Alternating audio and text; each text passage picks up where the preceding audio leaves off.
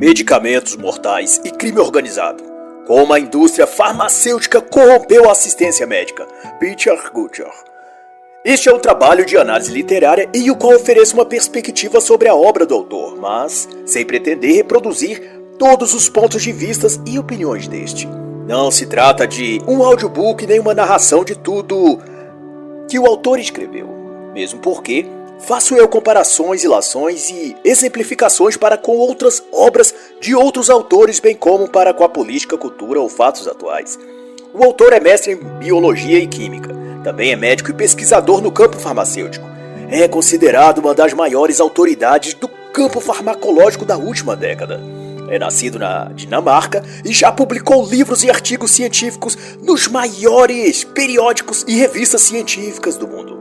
Mais de 50 de seus artigos foi publicado nas 5 maiores publicações científicas e da área médica, além de fazer parte de grupos importantes na área científica responsáveis pelas diretrizes clínicas para desenvolvimento de pesquisas por métodos randomizados e de meta-análise, isto é, os protocolos que orientam estes testes e estudos. Esta obra trata da indústria farmacêutica, a Big Pharma, de seus procedimentos da fabricação de vacinas e remédios e dos interesses, manipulações e jogo sujo que há por trás desse grande mercado. E uma consideração que o autor faz logo no início é de que aprendemos já a prevenir ou até erradicar doenças infecciosas do passado, cólera, varíola, malária, sarampo. Todavia outra epidemia faz sofrer a sociedade, a de medicamentos sob prescrição. De acordo com ele, e citando as devidas referências, os medicamentos prescritos são a terceira causa de morte no mundo depois das doenças cardíacas e do câncer. Mas, contudo, toda essa questão envolve, da perspectiva do autor, uma questão de decadência moral. Quando o estudo ou pesquisa importante é divulgado demonstrando que aquele é um produto perigoso, por exemplo, logo surgem outros estudos financiados por essa indústria dizendo o contrário. E isso é muito eficaz para distrair as pessoas e fazê-las ignorar os danos daquele produto. As empresas farmacêuticas, vai ele dizer, não vendem medicamentos. Elas vendem mentiras sobre medicamentos. E Peter vai além para também dizer que praticamente tudo que sabemos sobre medicamentos é o que as empresas escolheram dizer a nós e aos nossos médicos. Por outro lado, é também outro apontamento do autor que as pessoas não imaginam que, embora os médicos possam saber muito sobre doenças, sabem muito pouco sobre medicamentos, como eles são preparados pela indústria farmacêutica. Em Bad Pharma, do autor e médico Ben Goldberg, ele expõe como as empresas farmacêuticas enganam médicos e prejudicam pacientes. Em pesquisa realizada no Reino Unido, cerca de 55% dos médicos e 37% do corpo docente da Faculdade de Medicina de Londres, importante instituição de educação e pesquisa com mais de 500 anos de existência, nunca tinham ouvido falar da maior agência de regulação de medicamentos do Reino Unido, na época a MHRA. Goldrake explica ainda que consiste a agência reguladora aprovar o medicamento e monitorar a segurança em seu uso. Contudo, estão sujeitos a pressões da indústria e do governo, a questões de financiamento e conflitos de interesse. E como há frequentemente sigilo quanto a tudo que envolve aquele medicamento, dificilmente essas questões ganham espaço público. A autora Marcia Angel traz também em sua obra a verdade sobre as empresas farmacêuticas, casos em que chegou à justiça de medicamentos como o Neurontin, produzido pela Pfizer, em que ela foi culpada de marketing ilegal e concordou em pagar 430 milhões de dólares para resolver as acusações criminais e civis. O Neurontin havia já rendido à farmacêutica mais de 2,7 bilhões de dólares. Não obstante, a questão era de usar o medicamento para finalidades para as quais ele não havia ainda provado eficácia, mas, porém, teria passado a ser recomendado por médicos especialistas mediante subornos e propinas. E ao trazer à tona uma memória de infância em que sua mãe tinha lhe dado, aos 8 anos de idade, 2 comprimidos para tomar, Peter lembra de ter perguntado à sua mãe por que precisava tomar aqueles remédios. E a resposta da sua mãe era sempre, por que o vovô disse? O avô de Peter Gutjahr era clínico geral e costumava medicar sua família. E a questão trazida à reflexão é que, embora seu avô médico entendesse muito de saúde, doenças e de cuidar das pessoas, a biologia, no dizer do autor, rara vezes é simples. É comum que boa parte dos médicos, embora prescreva muitos medicamentos, tem pouca ou nenhuma ideia da real eficiência deles. Por mais chocante que pareça, a grande maioria tem, no muito, uma noção vaga de como eles agem, e menos ainda se são de fato provado sua eficácia quanto a combater o tipo específico de problemas que prometem. Gutjahr relembra ainda que quando viajavam de férias durante a infância para o norte da Itália, seu avô lhes dava Cleoquinol para que usassem se caso tivessem diarreia. E este caso exemplifica o dito sobre os médicos em grande parte das vezes, que eles não sabem como agem os medicamentos. Eles confiam, grosso modo, na boa vontade e promessas que os vendedores e representantes farmacêuticos lhes dizem. E os vendedores e representantes, por sua vez, confiam naquilo que diz o laboratório farmacêutico. E esse ciclo de boa-fé e confiança vai consolidando uma crença ou senso comum de que aquele remédio serve para tal coisa, quando na verdade ele pode servir para outra e não para aquele problema em específico. No caso do Cleoquinol, o remédio para combater diarreia, tomado como exemplo pelo autor, ele havia sido lançado em 1934 e à época ainda pouco estudado. E o que o avô de Peter e tantos outros médicos não sabiam era que o medicamento só gerava um possível efeito benéfico no caso de diarreia causado por protozoários e por bactérias, e que ainda estes não era consolidada sua eficácia. Os ensaios clínicos a respeito ainda estavam incompletos. Neste caso em específico, de acordo com o autor, o medicamento não teria qualquer utilidade para a diarreia que fosse causada por vírus ou até por bactéria diferente da Xylella. Gutjahr conta ainda que a empresa Ciba, que depois passou a se chamar Novartis, produtora do Cleoquinol, promovia a medicação para todas as formas de disenteria. Mas o fato é que o medicamento neurotóxico e só no Japão causou em 1970 um tipo de neuropatia, a NMOS, cujas vítimas passaram a desenvolver desde dormência nos pés até paralisia das pernas. Alguns também tiveram cegueira e outros graves distúrbios oculares. Em testes com animais, inclusive vindos à tona posteriormente, o Cleoquinol tinha causado convulsões e epilepsia em cães e os matado. Em sua estratégia de marketing, no entanto, a empresa passou a advertir na bula do medicamento um alerta para que não fosse usado em animais. Ou seja, o medicamento era para uso humano. Seu teste em animais deram errado, mas a única providência foi avisar que não usassem em animais, mas que continuassem a tratar seres humanos com esse medicamento. Um absurdo isso, um absurdo. Isso sim. Em 1981, a Novartis teve de pagar 490 milhões de dólares às vítimas japonesas, mas a venda e prescrição do remédio durou até 1985 pelo menos. E o autor indaga então, e com o mesmo assombro que qualquer um de nós nessa situação, como e por que as agências reguladoras deixaram isso acontecer? Porque mesmo após estes casos, se permitiu que o Cleoquinol continuasse a ser fabricado e vendido pela empresa por 15 anos após a tragédia no Japão provocada pelo medicamento. Eis a questão, se alguém puder responder. E algo também interessante, o autor relata a partir da página 9. Ele descreve que, tendo se formado na faculdade em biologia, atuado por um semestre como professor, sentia que precisava ainda descobrir e expandir mais de si, profissional e também pessoalmente. E então conseguiu um emprego no laboratório farmacêutico Astra, que a partir de 1999 veio a fundir-se com o grupo Zeneca, formando um dos maiores conglomerados fabricantes de remédios do mundo. Ao ser contratado como representante farmacêutico, Peter Gutjahr teve um treinamento de 7 semanas sobre fisiologia humana, doenças, medicamentos e, sobretudo, técnicas de venda, ou de informação, como a empresa chamava. A função de Gutjahr era visitar médicos e especialistas em clínicas e hospitais para convencê-los a prescrever os medicamentos que o grupo Astra fabricava e oferecia ao mercado para tratamento de variadas comorbidades. O fato mais notório, no entanto, era que, para atingir suas metas de venda e superar os concorrentes, cada representante farmacêutico tinha de tornar-se expert em manipular médicos ao ponto de conseguir, inclusive, que recomendassem doses aumentadas e cada vez mais variedades de medicamentos para seus pacientes. A fim, é claro, nem tanto que cuidassem da saúde, mas que contribuíssem para o atingimento das metas de venda dos vendedores, é claro.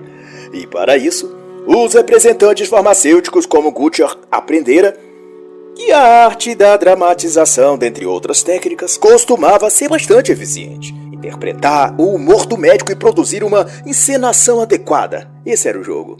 Mas fato é que, segundo o autor, agir assim mexia mais com sua autoestima do que ele imaginou. Para ser um vendedor eficaz, você precisa se comportar como camaleão, descreve ele, adaptando sua própria personalidade à pessoa à sua frente. Mas o risco de interpretar tantos papéis, vai completar ele, é de você se perder. Você não engana apenas os médicos, mas também a si mesmo. É doloroso olhar para o espelho e não reconhecer quem você enxerga no reflexo. De tanto fingir quem você não é, a pessoa não mais se reconhece ao ver ser refletida no espelho. Você me permite fazer um adendo, uma constatação ou provocação filosófica, estendendo essa reflexão para situações análogas, mas envolvendo a questão amorosa, sentimental. De tanto fingir ser a boa moça recatada, a conservadora bondosa, quase virgem e disposta a encontrar o homem da sua vida, fiel, trabalhador e responsável, de tanto simular vários papéis, será que a mulher moderna do tipo modernete empoderada não se olha às vezes no espelho e se decepciona consigo mesma? Se bem que isso também serve para os homens, mas será que ao dissimular será meiga, gentil e fiel, quando na verdade aquela mulher ou homem possui uma extensa ficha de baladas ficantes, bebidas, promiscuidade? Será que esse modo de viver, fingindo ser uma coisa diferente a cada novo homem que conhece, isso não afeta a autoimagem ou autoestima da pessoa? Viver sob várias máscaras interpretando um papel diferente conforme a ocasião, apenas para vender, não, um produto, mas a si próprio. Isso não cansa, não exaure as forças, não deteriora a pessoa por dentro. Há pessoas que seduzem a outras e lhes aplicam golpes como o da barriga, falso teste de gravidez, falsas denúncias de abuso psicológico ou de estupro, agressão, ou depois que separam, expropriam o ex-companheiro dos bens que ele conquistou ou praticam alienação parental, etc. Será que a pessoa não se perde dentro de si completamente ao olhar para sua imagem refletida no espelho e saber que, há um tempo atrás, ao conhecer e seduzir aquele homem, se fingiu ser uma doce e inexperiente garota do interior, cristã, conservadora ou pessoa de família? E daí, depois de apagar as cenas do seu passado nas baladas, vendeu sua imagem falsa como um remédio sem eficácia e convenceu o homem de que valia a pena investir nela. E hoje, depois do tempo que passou, esse homem foi também descartado e lançado no caderno de vestígios a serem apagados. E essa mulher, ou homem, ou quem for, está já vestido em sua nova máscara procurando uma vítima em algum site de namoro ou rede social, se fingindo ser o que não é, pronta a iludir mais alguém, fazê-lo apaixonar-se e dali um tempo, sabotar sua vida e tomar-lhe o que ela achar que tenha valor para ela. O financiamento da faculdade, entradas em shows e camarotes, VIPs na balada, pensão, indenização, não importa. Uma coisa é certa, e isso é o roteiro principal. Quando está diante de sua presa, o predador sempre irá avançar sobre ela e abatê-la. Mas, deixando as digressões filosóficas e voltando à questão das medicações, Peter Gutjahr relata um ocorrido em que a Astra, laboratório para o qual trabalhava, desenvolveu um novo medicamento na época, chamado Globavilin, prometendo combater sinusite aguda e mais quase todo tipo de enfermidade. O marketing era que o medicamento penetrava na mucosa nas cavidades sinusiais mais profundas onde as bactérias estavam localizadas, prometendo ser, portanto, mais vantajosa que suas concorrentes. Todavia, isso não era bem verdade. Como explicou o médico otorrino a Peter, não era possível fazer biópsias e medir a concentração de um antibiótico na mucosa, pois que incluiriam capturar na amostra onde a concentração era mais elevada. Logo, as informações prestadas pela empresa sobre o medicamento não correspondiam à verdade de algum teste ou exame que pudesse ser feito para comprová-lo. Em outras palavras, aquilo que a Astra Farmacêutica dizia a seus representantes, e estes aos médicos, era improcedente, inverossímil. E o mesmo, ou parecido, ocorreu com o medicamento terbutalina, de nome comercial Bricanil. Dizia-se que combatia eficientemente a asma, tanto em sua forma de comprimidos ou de spray. Mas quase tudo que envolvia a indústria farmacêutica e a Astra, obviamente, não era dado todas as informações técnicas que deveriam. E ocorreu então que em 1960 estudos epidemiológicos apontaram que havia relações entre o uso regular de inaladores que continham terbutalina e a alta incidência de óbitos por asma. Mas, como concluiu o autor, em quaisquer dos casos ou em outros como Berotec, fenoterol, pastilhas de zinco ou naproxeno, os efeitos do marketing são sempre mais eficientes que os medicamentos propriamente dito. E assim vai dizer então o autor que é altamente infeliz que as empresas farmacêuticas definam para nós como devemos pensar sobre medicamentos, com suas manipulações excessivas. E exemplos similares o autor conta também acerca das farmacêuticas Pfizer e da Eli Lilly, mostrando que é o marketing e não a eficácia o grande trunfo da indústria de medicamentos. Ademais, discorre o autor que as fabricantes de medicamentos nunca falam sobre os benefícios e danos de seus produtos, mas sim sobre sua eficácia e segurança. As palavras, continua a dizer o autor, criam o que descrevem, e a semântica nestes casos é sempre sedutora. Devido a isso, o público em geral é levado a crer que ingerir medicamentos só pode ser bom, pois que estes são eficazes e seguros. Por associação, pensa-se que, se são eficazes, é porque foram testados com cuidado pela indústria farmacêutica e examinados minuciosamente pelas agências reguladoras. Mas, na assertiva do autor, o que ocorre é o contrário disso. Os medicamentos, em geral, não são nem eficientes nem seguros. Eles sempre causam dano. O que ocorre é que, para seu uso, a dose certa é recomendada, ou senão, ele se torna um veneno. A toxina botulínica, vai citar um exemplo o autor, é um dos venenos mais fortes da natureza e uma fração de dose em um estudo matou metade dos macacos utilizados na pesquisa de toxicidade dessa substância. Apenas 1 grama pode matar 10 milhões de macacos, ou de seres humanos, sei lá. Mas o caso mais bizarro é que essa toxina é usada para tratamento de rugas entre as sobrancelhas. É isso mesmo, o medicamento assassino é aplicado em procedimentos estéticos e pode, durante a aplicação, ser absorvido pela mucosa no olho e provocar envenenamento na pessoa e matá-la. Mas, em detrimento disso, o que declaram as farmacêuticas é que seguem os mais elevados padrões éticos e de segurança e que todos os seus serviços são prestados sob o mais transparente e firme valoração moral. O que contrasta, é claro, com o modo que realmente fazem as coisas, ou ao menos como fica parecendo a partir daquilo que se apura quando vem à tona casos como o noticiado em agosto de 2012 pelo Wall Street Journal, sobre o pagamento de 60 milhões de dólares pela Pfizer para encerrar uma investigação federal nos Estados Unidos, que apurava pagamento de suborno a médicos administradores de hospitais e agências reguladoras de medicamentos na Europa e Ásia. E engana-se quem pensa que para por aí. A gigante sueca, fundada em 1896, a Hoffmann La Roche, segundo investigações oficiais nos Estados Unidos, Reino Unido, Alemanha e Suíça, esteve envolvido numa máfia de medicamentos que envolvia fraudes em bulas de remédios, cartel de preços, subornos, conspiração com outras farmacêuticas para bular pesquisas e falsificar estudos científicos, entre tantas mais outras coisas. O cartel criminoso liderado pela La Roche atuava desde 1973, ocasionando inclusive na prisão o então diretor de marketing da companhia Kuno Sommer, e posteriormente o pagamento de $1 bilhão pelas leis antitrust, além de 523 milhões em outro processo em 2001. Soube-se também que farmacêuticas na Europa, Japão e Estados Unidos participavam do comércio ilegal de ópio, morfina e heroína. Isso está sobretudo relatado no livro que escreveu o diretor executivo da La Roche, Elmer Bobst, tal como a máfia que La Roche também possuía de remédios que afetam o cérebro, os de uso controlado, que incluía a promoção e convencimento por marketing ou propina da indicação e comercialização de medicamentos de uso restrito, mas que as pessoas não necessitam e que, por obstante, acabavam viciadas e dependentes. E no futuro, afetadas e transtornadas psicologicamente por esses medicamentos.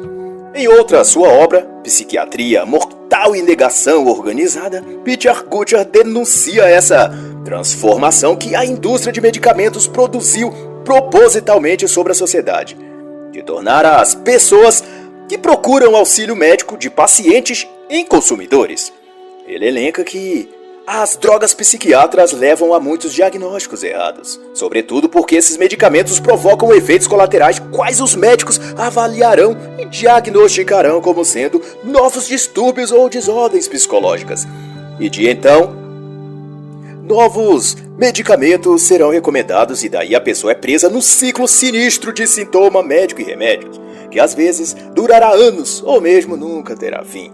Nos ambientes clínicos, isso é chamado de ciclo de intoxicação e abstinência.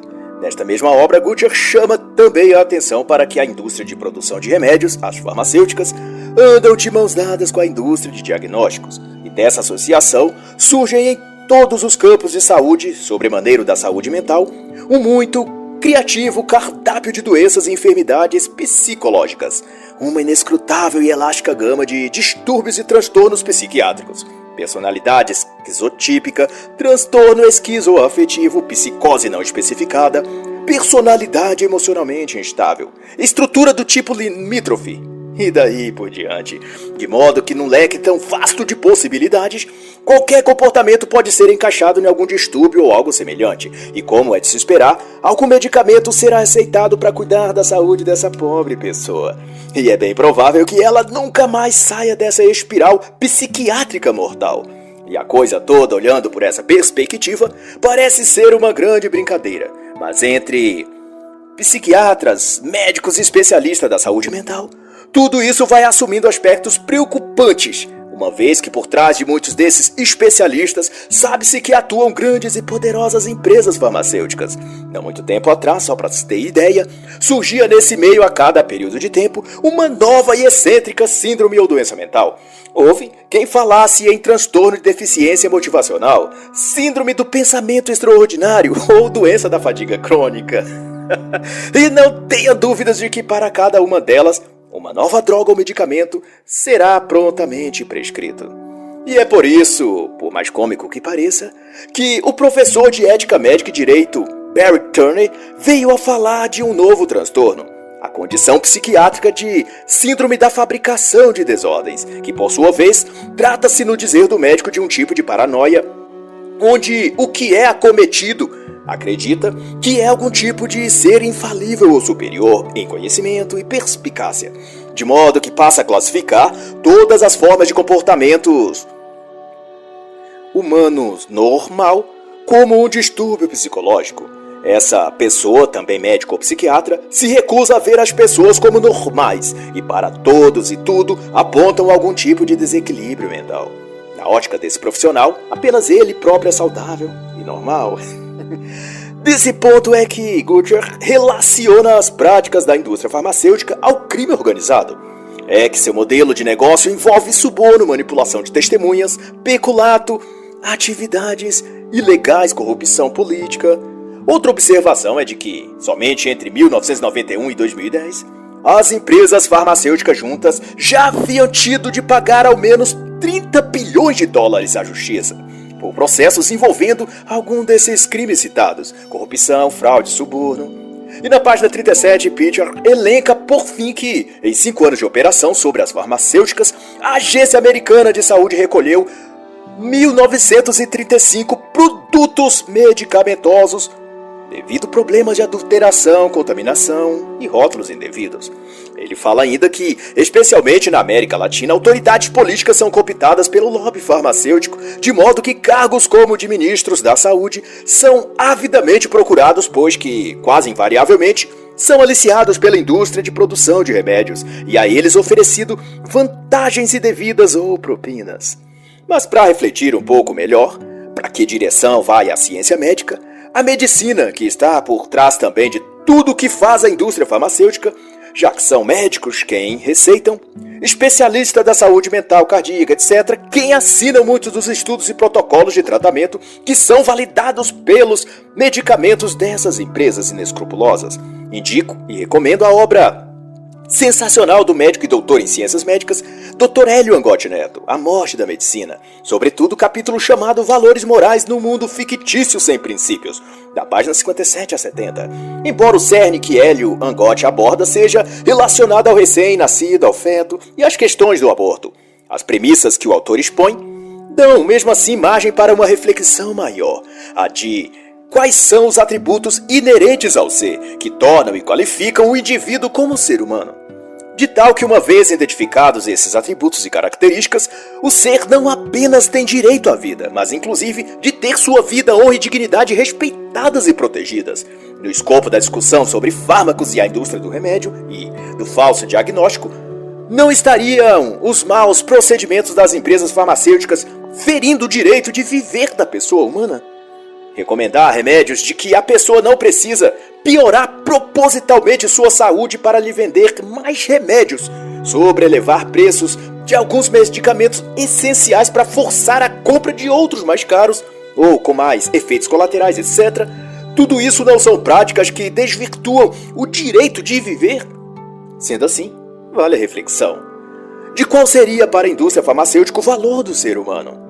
Será que para essa indústria ele vale o preço do remédio que ele pode comprar? Meramente isso?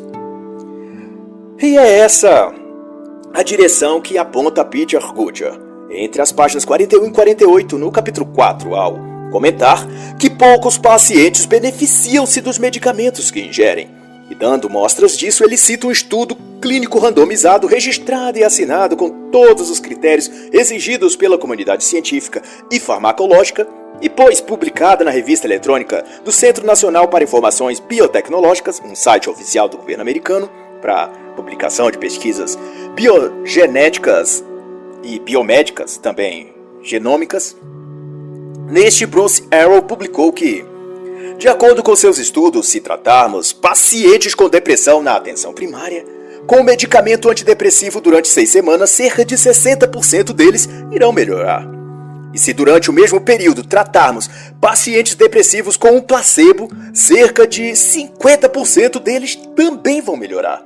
O que indica e sugere que não é o antidepressivo que está fazendo efeito, mas que o que denominou-se depressão pode ser apenas um estado de espírito passageiro, um tipo de sensação de mal-estar que num certo período tende a passar. E nos casos em que o mal-estar evolui para a perda de sentido existencial mais agudo, extremo vazio, alucinações ou pensamentos suicidas, assim como a perda de apetite, é possível que sejam efeitos secundários dos psicotrópicos aplicados na pessoa. E o autor também cita um estudo contando de 130 ensaios randomizados de 2001 e outros estudos também devidamente padronizados com critérios científicos. Mostram essa tendência de publicações de 2010 com 234 ensaios investigando 60 condições clínicas que também são mencionados por Peter Gutjahr.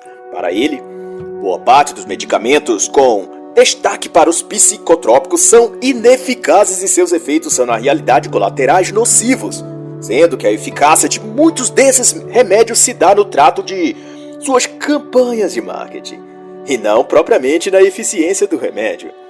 Então, cientes as farmacêuticas estão da duplicidade na eficiência dos seus medicamentos, que se negam a apoiar estudos e pesquisas que não sejam produzidos por seus próprios especialistas e pelos laboratórios de pesquisas patrocinados por eles. O autor cita o caso ocorrido em 2000, quando um bacterologista estava pesquisando a eficácia da ciprofloxacina, e a sua fabricante, a Bayer, afirmou que só lhe enviaria suprimentos dessa medicação, a ciprofloxacina, se o pesquisador assinasse um termo de compromisso declarando que não publicaria os resultados sem o consentimento e avaliação prévia da Bayer. Será que a empresa receava de que viesse à tona que seu produto era ineficaz? Será? Fica a dúvida para todos nós.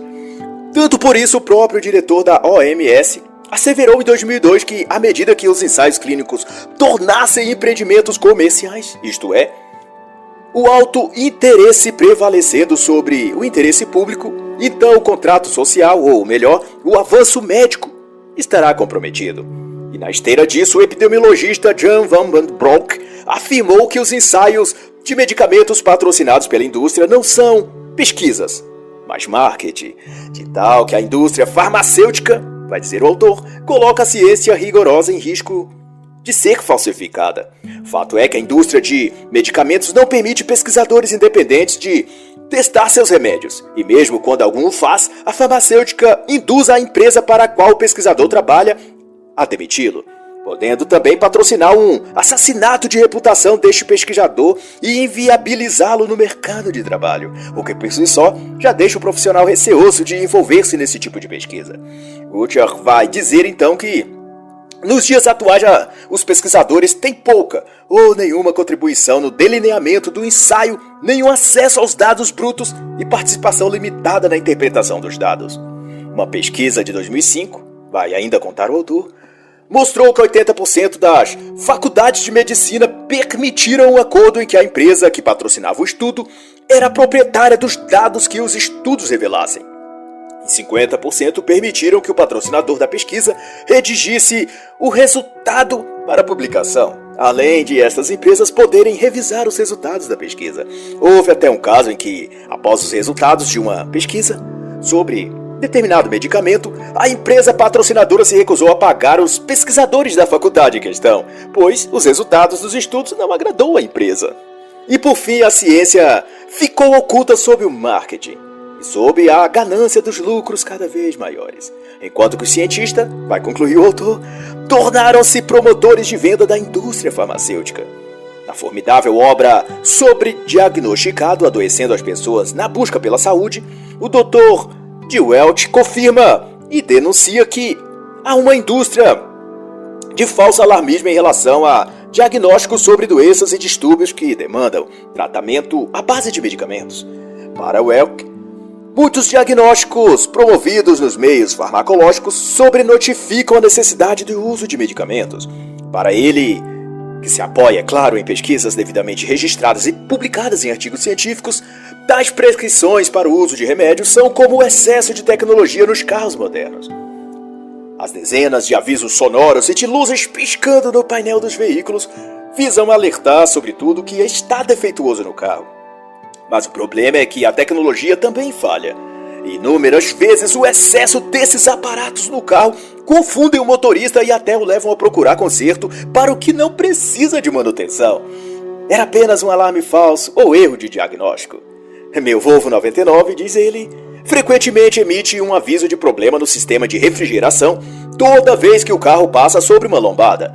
São luzes, setas, símbolos que aparecem no monitor do painel avisando que há problemas no óleo, no motor, nos faróis e até um aviso de que um outro sistema de aviso de problemas está com defeito. São tantos e desnecessários alertas equivocados que um mecânico que ele visitou não detectou nenhum dos problemas e certa vez disse a ele que ignorasse os avisos que o carro dava. Na comparação do autor, há também excessivo diagnóstico sobre a saúde das pessoas. Coisas comuns são apontadas nos exames como alterações que precisam de medicamentos. Ele conta que muitos diagnósticos são prematuros e desnecessários. Coisas que não demandam tratamento com pílulas, comprimidos, óleos injetáveis, vacinas, etc. Mas, porém, a própria indústria de remédios promove a indústria de medicamentos e financia os médicos e pesquisadores por trás desses diagnósticos. Se você for no clínico, vai provocar de Welch e sua pressão arterial estiver levemente alta, o diagnóstico será hipertensão limítrofe. Um remédio será prescrito para baixar a pressão. Se for constatado no exame de rotina que seu índice de massa corporal está 25, por exemplo, mesmo que a escala considere normal a variação de 20 a 24,9, o diagnóstico apresentado ao paciente será de excesso de peso. Se o paciente se queixar de queimação, mesmo leve no estômago, o diagnóstico será de refluxo gastroesofágico. Se sua queixa é de ir ao banheiro no decorrer da noite, cuidado. O diagnóstico pode ser de hiperplasia benigna da próstata. Suas mãos ficam frias quando você acorda pela manhã. Muita atenção, isso pode ser doença de Raynaud. Você costuma esquecer algumas coisas no decorrer do seu dia? Pode ser que esteja com comprometimento cognitivo precoce. E assim todo um arsenal de listagem de doenças são dispostas às pessoas, apontando uma enormidade de possíveis problemas em sua saúde, e que, como já dito, para cada um lhe será prescrito alguma medicação específica. E como isso vem de um especialista médico, você acreditará? E fará todo o esforço de tomar todos os medicamentos que lhe foram recomendados. Afinal, tudo que as farmacêuticas desejam é que você fique bom e saudável. Claro que sim, você duvida disso? Outra questão correlata a esta é que a indústria dos diagnósticos é promovida por profissionais médicos que dependem do financiamento da indústria farmacêutica, e esta, por sua vez, tem interesse em vender seus medicamentos. Logo, um ciclo de influência e conflito de interesses é gerado envolvendo todos os atores desse processo de pesquisa, eficácia e diagnóstico acerca dos medicamentos. Isso significa na prática, como esclarece Pitcher no capítulo 6, que há nos meios acadêmicos de pesquisas médicas uma total falta de liberdade em suas pesquisas e ensaios. Ele corrobora a isso a declaração do Comitê Internacional de Editores de Periódicos Médicos, que afirmou em fevereiro de 2006 que os pesquisadores não deveriam entrar em acordos que interfiram no seu acesso aos dados e na sua habilidade de analisá-los de maneira independente. E também de considerar artigos se houver imposição de controle sobre o direito de publicação dos autores por um patrocinador. E o resultado desse tipo de associação só podia ser o que denuncia o autor quanto a farmacêutica Pfizer, no caso dos ensaios dos medicamentos Vefent, um antifúngico. Também o fluconazol, usado em pacientes com câncer, ou fluticasona, neste caso produzido pela GlaxoSmithKline, mas cujas premissas e vícios em seus ensaios clínicos foram apontados como falhos ou incompletos, conforme contrapôs o autor no seu artigo de 2001, na New England Journal of Medicine.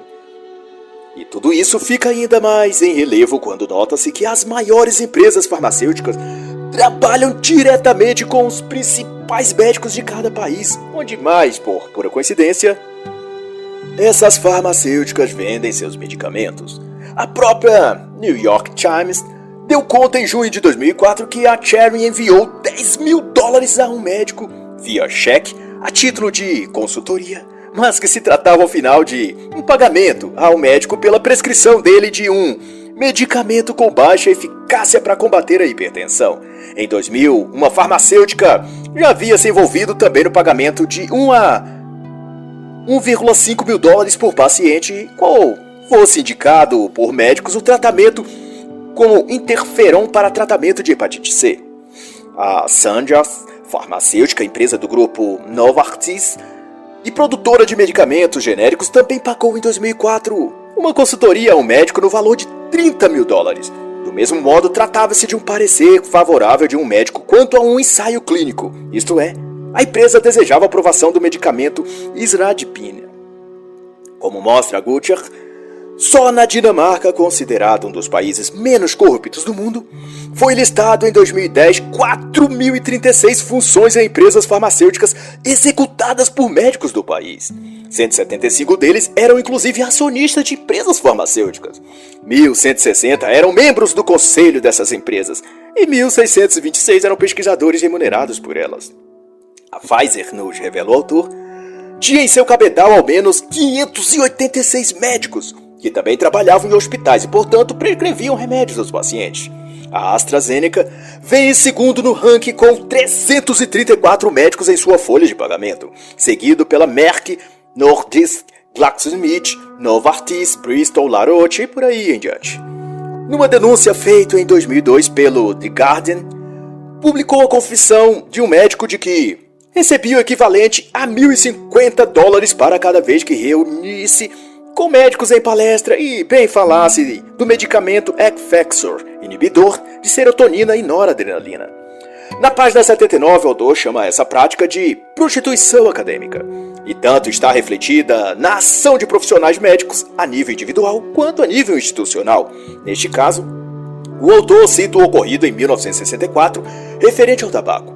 Havia sido nesse ano divulgado um relatório que condenava o uso do fumo por seus danos à saúde.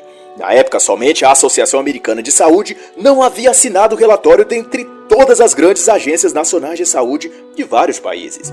A surpresa foi que verificou-se mais tarde que durante 14 anos a Associação Americana de Saúde havia recebido 18 milhões de dólares da indústria do tabaco. E de lá pra cá é certo que toda essa trama veio a se aperfeiçoar em muito, englobando, por certo, também a indústria farmacêutica.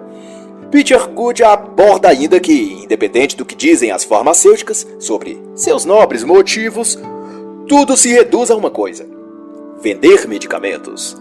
Jack Law, ator de Big Pharma expondo a Agenda Global de Saúde, lançada em 2006, alerta detalhadamente nas páginas 155, 156 e 157, como apesar de movimentar algo em torno de 802 milhões de dólares apenas em 1990, em transações comerciais que envolviam agências oficiais de governo no concernente à saúde, todo o volume de comercialização desses medicamentos, seus valores e eficácias em comparação a outros, são mantidos em sigilo, alegando-se motivo de segurança nacional ou institucional. Daí um leque de possibilidades para negócios escusos é aberto. E ao que tudo indica, muitas empresas farmacêuticas parecem estar se beneficiando de todo esse esquema, volume de vendas e discrição. E no capítulo denominado Venda Agressiva, da página 83 a 97, Gutjahr descreve as múltiplas formas como a indústria farmacêutica encoberta distorce ou promove seus interesses de modo não muito honestos, que vão desde os artigos que publicam até a comercialização dos produtos propriamente ditos. Ele cita 196 ensaios duplos cegos em que ele constatou que estavam adulterados, com partes faltantes, dados sobrepostos, enviesamento na conclusão e principalmente supressão de informações quanto aos efeitos colaterais dos remédios que eram pesquisados. Outro problema comum encontrado pelo autor em relação às farmacêuticas é que muito produzem em termos de estudos e artigos denominados de redação fantasma, que se trata de supostas pesquisas quais essas farmacêuticas divulgam com resultados positivos sobre seus produtos, mas que, porém, não é assinado ou mencionado de quem foi a autoria do citado estudo ou artigo. Simplesmente eles são mencionados como fonte probatória da eficácia que a fabricante do remédio afirma que seu produto possui. Em 44 ensaios farmacêuticos, que Peter veio a examinar e auditar, verificou-se que 91% deles eram de autoria fantasma, mas que, porém, depois que divulgados massivamente pela equipe de marketing da empresa, assumem status de um estudo científico legítimo. É a máquina de marketing, diz o autor, quem faz o verdadeiro trabalho de elevar as vendas de um determinado medicamento, e não exatamente o sucesso do produto em melhorar a saúde de quem usa o medicamento. Em um caso épico, contado pelo autor na página 87, em 1983, vai dizer ele, a empresa Glaxo, que antes produzia leite em pó, introduziu no mercado americano um medicamento para o tratamento de úlcera estomacal. Seu suposto eficaz remédio foi vendido 50% mais caro do que seu rival produzido por outra farmacêutica. A estratégia da Glaxo foi, então, investir em marketing agressivo. Contratou-se vendedores que já atuavam no setor de medicamentos. Um instituto de pesquisa de opinião foi contratado também para promover um estudo no qual supôs que quase metade dos americanos sofria de azia, o que levou a uma campanha nacional de combate a essa enfermidade. E rapidamente, a Glaxo contratou uma celebridade de TV, uma famosa atriz, na qual a propaganda por ela encenada dizia que o Zantac, o remédio da Glaxo para combater a azia estomacal, havia lhe curado. Esse nível de campanha publicitária foi um marco inaugural para uma revolução na indústria farmacêutica e resultou 3 anos depois de seu lançamento na consagração total do então Zantac, remédio estomacal, e este se tornou o medicamento mais vendido no planeta. E não era por causa de sua eficácia, mas mérito exclusivo do marketing agressivo. Como se dizia nas terras brasileiras, a propaganda é a alma do negócio. Mesmo que seja uma alma penada, como neste caso. Outro lado que contribui fortemente para a perpetuação macabra desse jogo é a política, ou melhor, a classe política. Como mostra o autor, se trata de um lobby que alicia e captura congressistas, parlamentares, senadores, ministros. Só entre 1998 e 2006, a indústria farmacêutica havia gasto 1,2 bilhão de dólares em contribuições políticas nos Estados Unidos. Não é à toa que muitas farmacêuticas são tão solidárias em contribuir generosamente para campanhas eleitorais de todos os lados do espectro político. Há países na Europa, por exemplo, onde a classe política aprovou total sigilo na regulação de medicamentos, o que permite que as farmacêuticas adotem e operem mecanismos de compra, venda, produção de remédios, sem que se venha a público o que está sendo feito, ou os valores e documentos comprobatórios dos medicamentos quanto à sua eficácia, seus preços. E para além disso, políticos nos Estados Unidos e Europa trabalham para enfraquecer ou até eliminar qualquer tipo de fiscalização ou poder de decisão regulatória das agências nacionais de saúde, deixando apenas as farmacêuticas cuidarem ou regularem a si mesmas. Em 2000, o Los Angeles Times destacou em reportagem o dito pelo presidente americano Bill Clinton, quando ocupava o cargo, pedindo aos diretores da Agência Americana de Saúde que confiassem na indústria farmacêutica e que eles eram parceiros e não adversários. Mas, como descrevem pormenores nas páginas 110, 111, 112 e 113, a própria agência de saúde nos Estados Unidos está cooptada politicamente, dobrando-se, conforme revela o autor, através de documentos, a enorme influência que alguns políticos exercem sobre as decisões da Agência de Saúde americana. Em 1998, assevera ele, apenas 4% dos medicamentos novos introduzidos no mercado mundial foram aprovados pelo órgão regulador americano. 10 anos mais tarde, eram 66% os que eram aprovados. Ao fim da década, o índice de aprovação dos medicamentos era de mais de 80%. Mesmo antes disso, em 1992, o Congresso já tinha proibido a Agência de Saúde de aplicar taxas de uso para avaliar a segurança de medicamentos após a aprovação. E não obstante, a própria agência foi induzida a despedir cientistas, encurtar tempos de revisão de medicamentos, acelerar o processo de aprovação de novas drogas e uma série de outras tratativas muito, mas muito suspeitas. E a extensão dessa infiltração política perpassa país ou lugar. É uma teia de incrementos e coisas suspeitas que penetram em todo o ambiente e país. Peter Guttger elenca que na Dinamarca o ministro de Ciências promoveu mudanças semelhantes no seu país em 2005. As alterações legais incluíam, inclusive, que no caso de improbidades suspeitas ou denúncias de fraudes em estudos ou pesquisas que envolvessem as farmacêuticas, as investigações só poderiam ser realizadas se as próprias farmacêuticas aceitassem ser investigadas. Que absurdo! Isso é uma verdadeira tortura à nossa inteligência e ao nosso bom senso. O que um político é capaz de fazer é realmente fora de todos os limites. E novamente só me resta dizer... Ai, ai. E nessa ocasião, a Associação da Indústria Farmacêutica da Dinamarca declarou, comemorando o fato que estavam já cansados de serem acusados de distorcer dados ou resultados de suas pesquisas de medicamentos. E a soma final de tudo isso só podia ser o que volta e meia vem à tona, apesar do encobertamento da mídia, como o caso da Pfizer já citado, que em 2004 teve de pagar 430 milhões de dólares sob acusação de promoção fraudulenta de medicamentos. No mesmo ano de 2004, a farmacêutica Merck foi declarada culpada em uma ação judicial devido a 4 casos de fraude no medicamento para artrite. Neste caso em específico, o medicamento da Merck havia comprovadamente causado reações adversas em inúmeras pessoas e lhes causado a morte. Muito embora casos de condenação de empresas farmacêuticas não sejam fáceis de apurar e levar a termo na justiça, visto que todos os espectros de ações está devidamente cooptado, acobertado ou influenciado de alguma forma. Como fala o autor, as farmacêuticas agem como juiz e júri, inviabilizando qualquer desfecho desfavorável aos seus interesses. Exemplo disso, em 2000, a JAMA publicou um grande ensaio clínico do medicamento Celebrex, da empresa Pharmacia, mais tarde comprada pela Pfizer, que veio a se mostrar fraudulento. Mas ocorreu que todos os autores do estudo eram funcionários da empresa. Não obstante, o medicamento não produziu o efeito positivo declarado no estudo.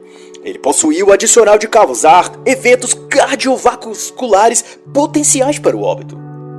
Na versão do medicamento produzido pela Merck, o efeito colateral provou ser o que se denomina tromboembólico.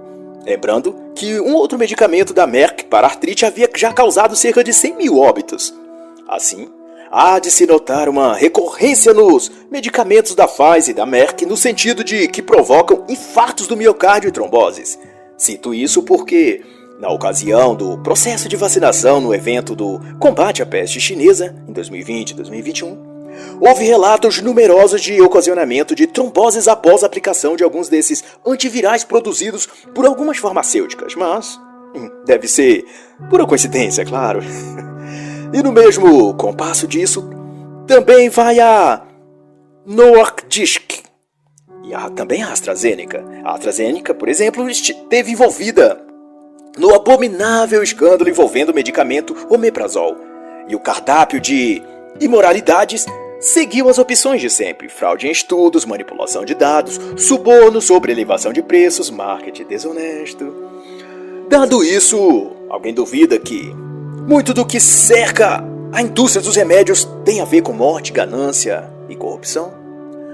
De outro modo, o que levaria a um medicamento com elevado fator de risco no ocasionamento de trombose na artéria coronária ou embolia, como no caso da rosiglitazona, ser aprovada por uma agência reguladora como a FDA americana ou a EMA europeia?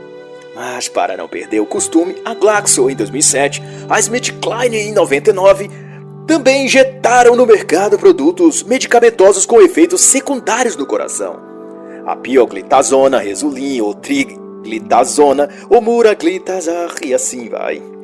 Em todos os casos, a posição oficial das agências reguladoras de saúde era que os benefícios desses medicamentos compensavam seus danos. E de então até a página 204, o autor discorre sobre um dos aspectos mais polêmicos e também o mais lucrativo para a indústria farmacêutica: os medicamentos psicotrópicos. Ele vai dizer que o campo da psiquiatria é o paraíso da indústria de medicamentos. Pitcher cita a autora Marcia Engel para dizer que os estudos patrocinados pela indústria no campo da psiquiatria são dos piores em comparação a outros campos de estudos clínicos. Para a autora, eles são seletivos de curta duração e delineados para favorecer o medicamento, além de que os benefícios são tão pequenos que é improvável que compensem os danos em longo prazo. Para Gutcher, as definições de transtorno psiquiátricos são vagos e fáceis de manipular. Os critérios diagnósticos para declarar que um determinado comportamento é um transtorno mental é tão amplo que praticamente tudo pode ser alegado como algum tipo de distúrbio. O Manual Diagnóstico e Estatístico de Transtornos Mentais, o DSM, já diagnosticava 297 tipos diferentes de transtornos psíquicos em sua versão 3. Na versão de número 4 já eram 374 tipos de doenças da mente. A próxima versão do Manual Médico Psiquiátrico dão conta de que conterá o dobro de transtornos, incluindo de vício à internet, e também a síndrome da deficiência motivacional, que se trata, na verdade, da velha e conhecida preguiça. O que significa, na linguagem simples, que transformaram o hábito comum da preguiça num transtorno que demanda um tratamento específico com medicação. Minha mãe diria que a cura para esse transtorno era uma boa e firme vara de goiaba, aplicada ao menos 2 vezes ao dia, de manhã e à tarde antes da janta, acompanhada de um banho na água de sal. Em 3 ou 4 dias desse tratamento, todos os sintomas desaparecem, feito mágica. Não há síndrome que fique com esse tratamento. E o melhor é que nem precisa ingerir, ele é aplicado diretamente no corpo do sujeito, de preferência no lombo, nas costas ou nas pernas. Deus abençoe, minha mãezinha. Em 1985, nos contou o autor, cogitou-se incluir no DSM, número 4, o transtorno de personalidade machista, que, em suma, se referia a considerar mentalmente doente o homem que não fosse capaz de manter relacionamentos interpessoais significativos. Mas daí pergunta-se, o que é um relacionamento significativo para os que produziam esse manual? Você percebe como o critério é subjetivo? Simplesmente qualquer comportamento num homem que não agrade sua companheira, namorada ou esposa, o torna apto a ser classificado como doente mental, como uma pessoa transtornada, desequilibrada mentalmente.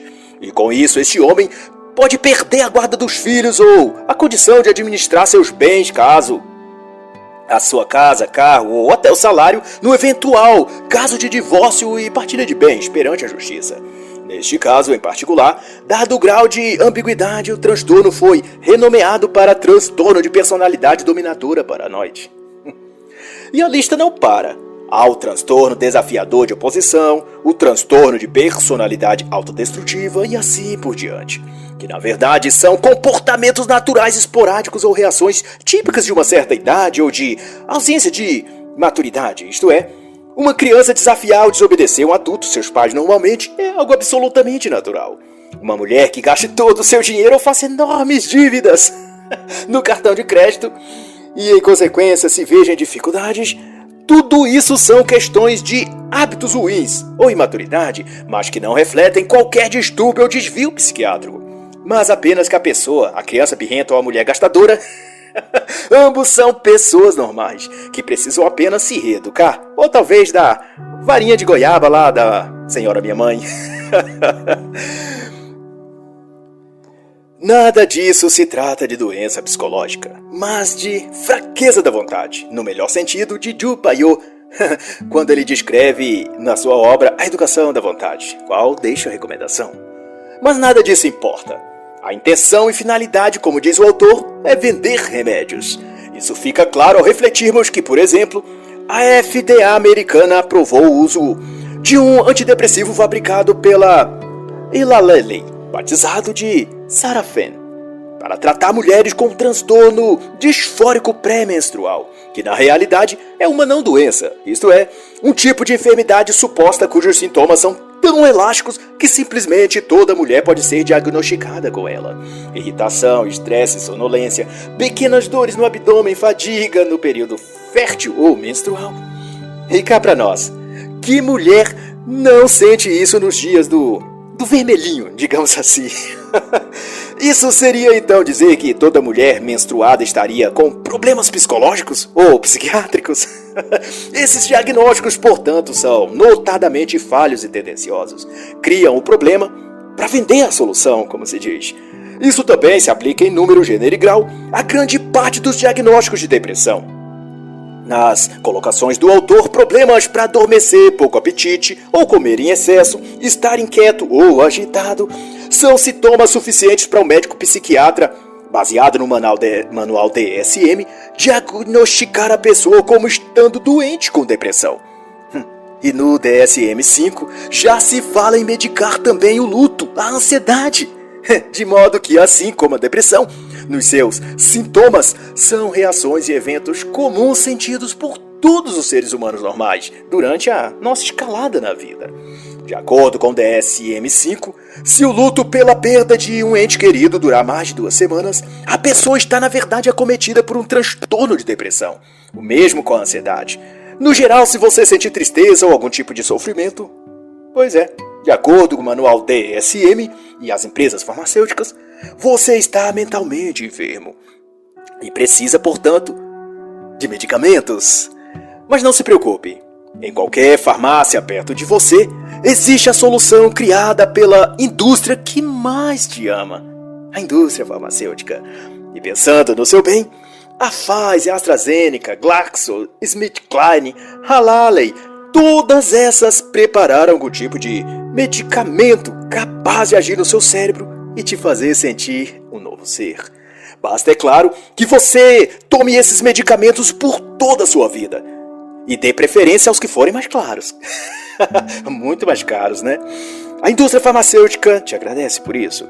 E certamente ela estará unida com a ONU, os Bilderberg, as Big Techs e toda a corja globalista para te curar e te fazer um ser humano normal, apto para viver no novo normal, que eles farão desse mundo especialmente para você, para mim e para todos nós. E assim encerra a análise da obra Medicamentos Mortais e Crime Organizado, como a indústria farmacêutica corrompeu a assistência médica, de Peter Gutjahr.